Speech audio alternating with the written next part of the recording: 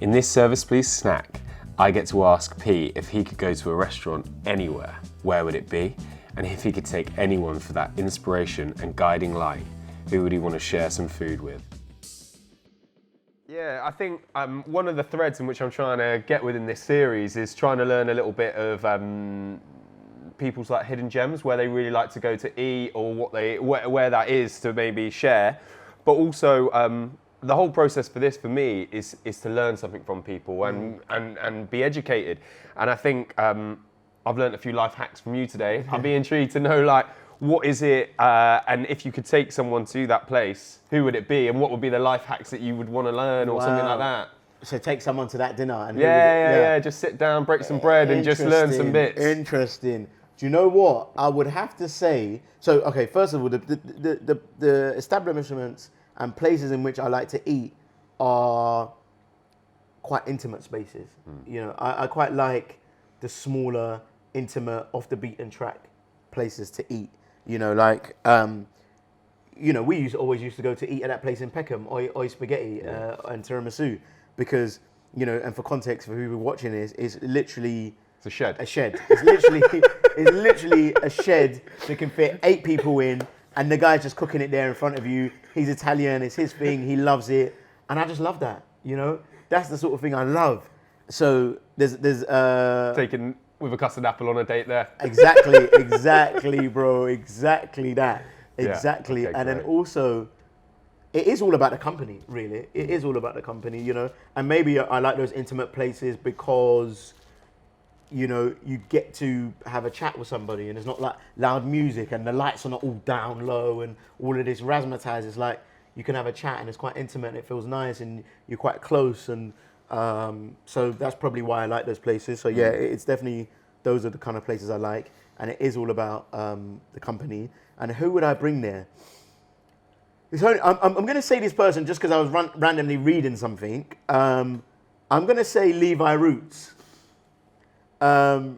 Just because I was recently reading just about his journey and about his whole Dragon Den experience, and you know, he kind of gave up like 40% equity in his business, and you know, I think if you say that to anyone, they'll be like, "What? 40%? I'd never do that. Like, you know, that's fucking mad. Like 40%. What?"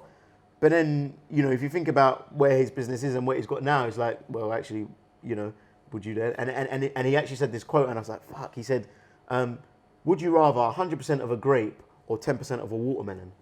And I was like, oh, bro, I hear that, you know? I hear that. So I would say I'd love to just have a chat with him, you know, because he's someone who's, you know, was making his little thing, and then now, you know, not a little, it's important to him, but, you know, on terms of scale, it was quite small. You know, he went on Dragon's Den, and that kind of accelerated his business. And you know, he's in shops. You know, like Levi Roots is a thing that's in the shops. It's probably been on our shelves for maybe like 10 years. Yeah, you know what I mean? That for me is great.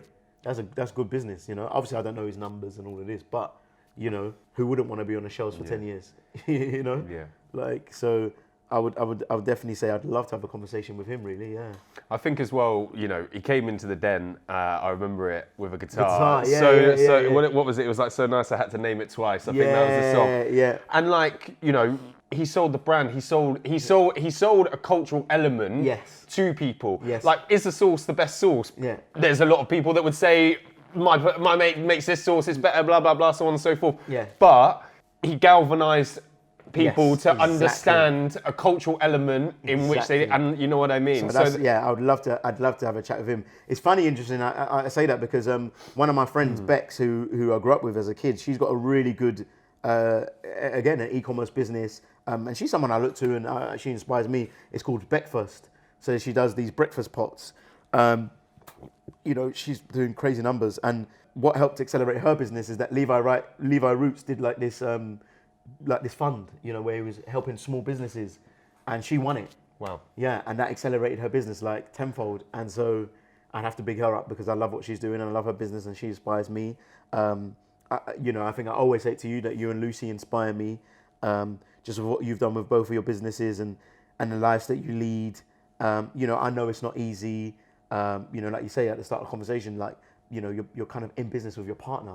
You know, I know it's going to be hard, but the lifestyles that you guys have is great. And it's like, oh, this is exactly what, you know, you're the architects of your own life. And that's exactly what I'm trying to be, you know, and I don't think I'm far from it. I think I kind of lead exactly the life I want to be leading, actually, to be honest.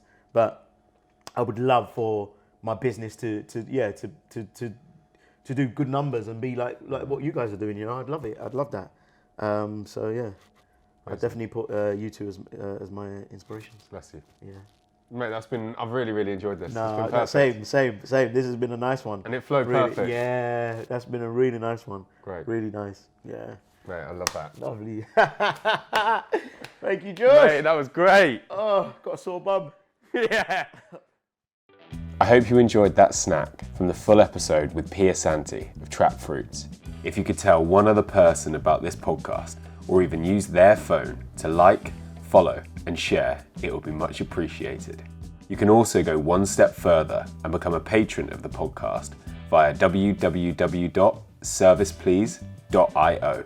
Any monthly contributions will help amplify the voices of the hospitality and wider food industry, enabling more people to understand the innovations and daily struggles of one of the most dynamic sectors, and of course, the tastiest.